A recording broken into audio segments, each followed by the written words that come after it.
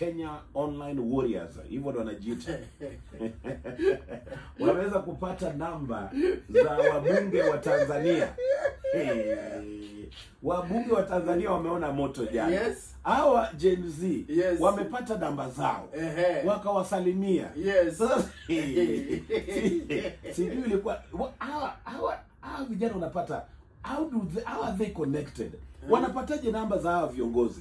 Wamepata namba ya wale wabunge wote ambao waliongea kule Tanzania, bunge yao wakashambulia Kenya, wakadunisha nchi yetu, wakatuongelea vibaya, wakasema hakuna cha kufaidisha ambaye inaweza wafaidisha hapa Kenya.